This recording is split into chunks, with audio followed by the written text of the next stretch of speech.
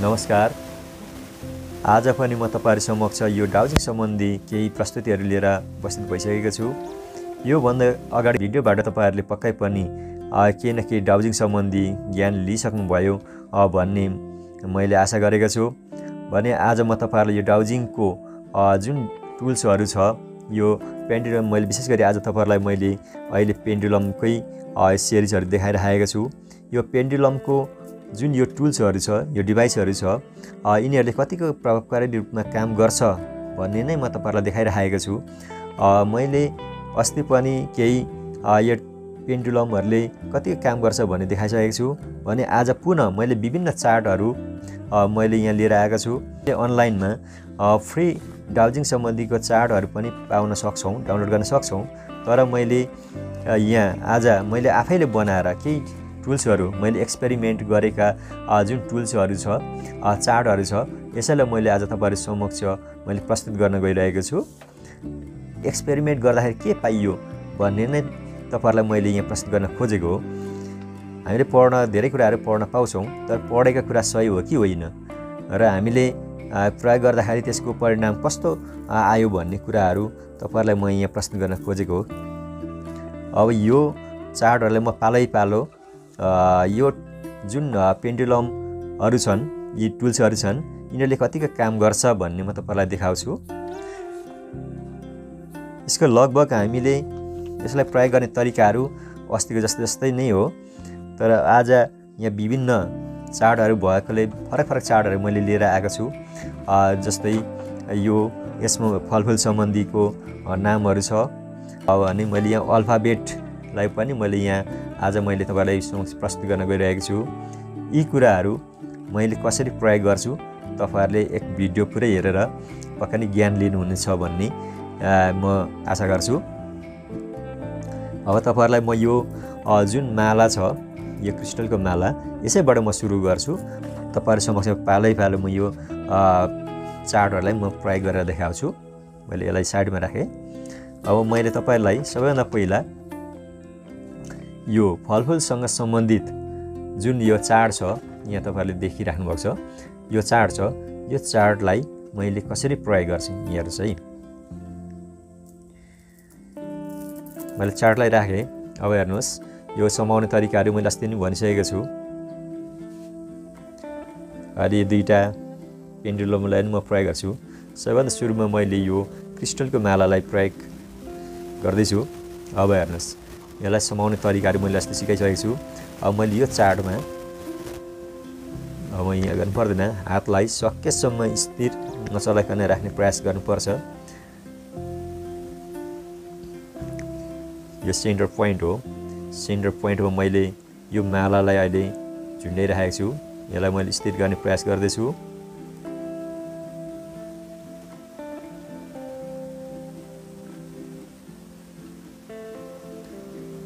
सबैभन्दा पहिला यो मालालाई म पोजिटिभ घुम्न अर्थात् क्लकवाइज घुम्न म यसलाई निर्देशन दिन्छु।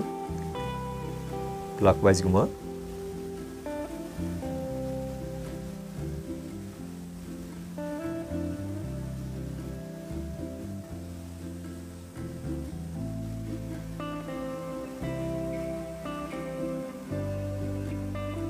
स्टप।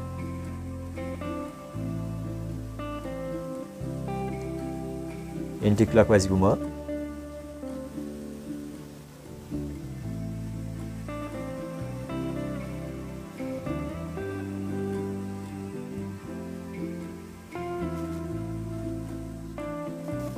स्टप।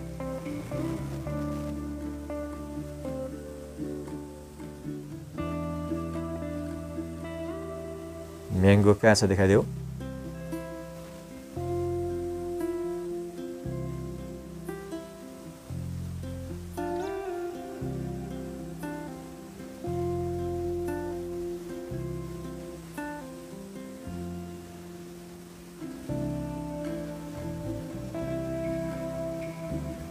स्टप।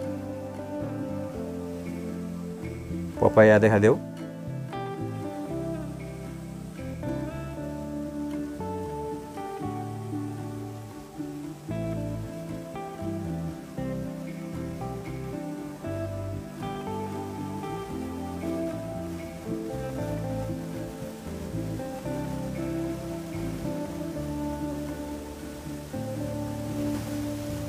तपाईले यहाँ देखिराख्नु भएको छ। यसलाई मैले भनेका निर्देशनहरू यसले देखाइराखेको छ। मैले सकेसम्म हातलाई स्थिर राख्ने प्रयास गरेको छु, नचलाइकन राख्ने प्रयास गरेको छु। तपाईहरुले यसले हात चलाएर मुभ गरेको भन्ने ठान्नु होला, यो अवश्य होइन। मैले यो अभ्यास धेरैलाई गराइसकेको छु मसँग सम्पर्कमा आउने साथीभाइहरुलाई। अब यो चार्टमा म यो दुईटा अर्को बाँकी पेन्डुलमहरु म प्रयोग गर्छु। अहिले म यो रुद्राक्षको जुन पेन्डुलम छ यसलाई मैले त्यसरी नै सेन्टर पोइन्टमा राखेर म अघि जस्तै म निर्देशनहरु दिन्छु।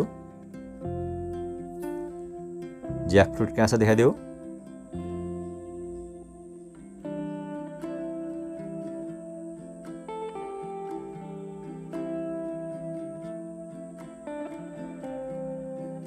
स्टप। पियर कहाँ छ देखाइदेऊ।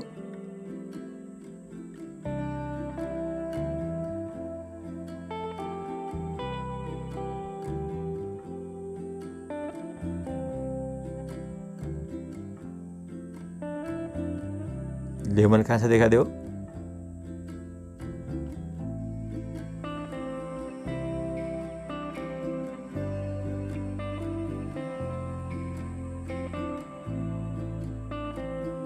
कोकोनट कहाँ छ देखाइदेऊ।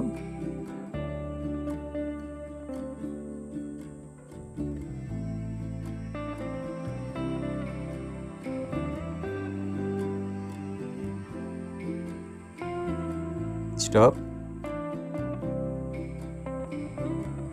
एप्पल कहाँ छ देखाइदेऊ।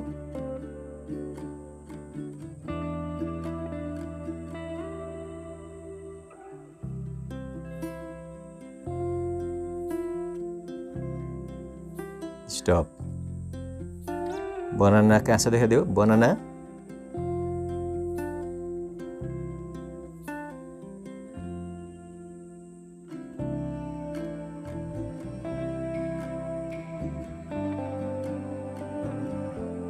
स्टप।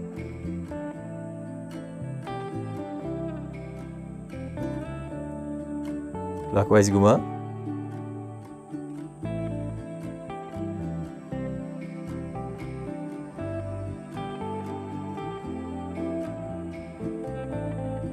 स्टप।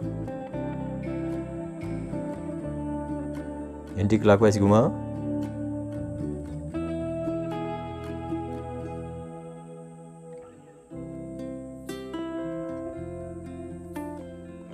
स्टप।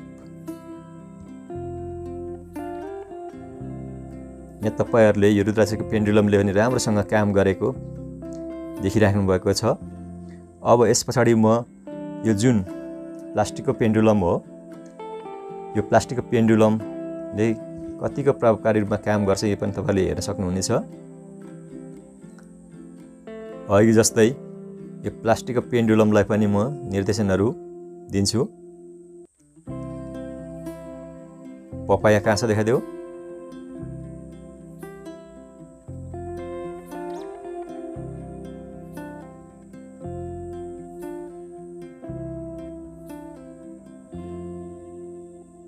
स्टप। पियर कहाँ छ देखाइदेऊ।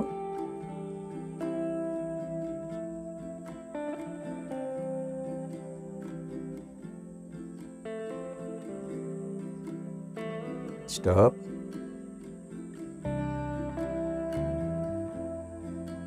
जैकफ्रूट कहाँ छ देखाइदेऊ।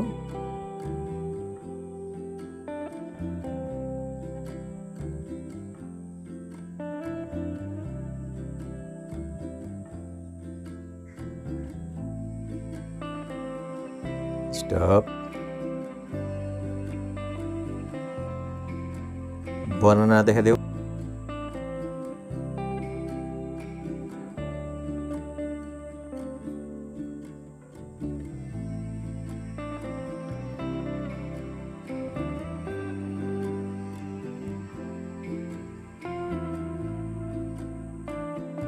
स्टप। क्लॉकवाइज घुमा।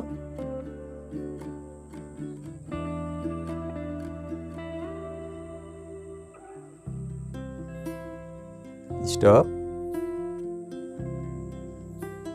एन्टी क्लकवाइज,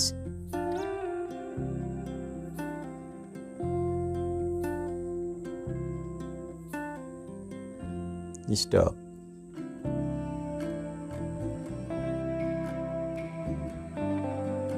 दर्शकवृन्द, यहाँ तपाईँले देखिराख्नु भएको छ मैले यति नै एउटा पेन्डुलमहरूलाई मैले प्रयोग गर्दाखेरि यो फलफुलसँग सम्बन्धित जुन चाड छ यो चाडमा राम्ररी काम गरेको तपाईँले देखिसक्नु भएको छ। म यसै गरी म अर्को चाडलाई पनि म यसरी नै प्रयोग गर्छु। यो एउटा मैले फ्री डाउजिङ चार्टलाई मैले डाउनलोड गरेर यहाँ मैले तपाईँहरूलाई प्रस्तुत गर्न खोज्दैछु। एदेखि जेडसम्म यो लेखिएको जुन एउटा चार्ट छ हामीले आफैले लेखे पनि हुन्छ, केही फरक पर्दैन। एदेखि यहाँ एदेखि जेडसम्म छ। मैले त्यसै गरी यो सेन्टर पोइन्टमा राखेर, सेन्टर पोइन्ट यो हो, सेन्टर पोइन्टमा राखेर कुन चाहिँ अल्फाबेट कहाँनिर छ भन्ने इन्डिकेट गर्न खोजेको मात्रै हो। मैले अहिले यो प्लास्टिकको पेन्डुलमलाई मैले प्रयोग गर्दैछु।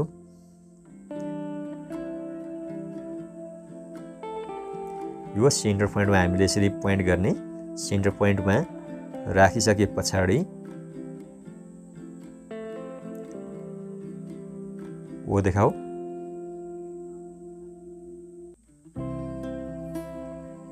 ल हेर्नुहोस्, तपाईँले यहाँ देखिराख्नु भएको छ ओ कहाँ छ यसले देखाइरहेको छ। यसरी नै यी पेन्डुलमहरूले विभिन्न चाडहरूमा राम्रोसँग काम गरेको हामीले देख्न सक्छौँ।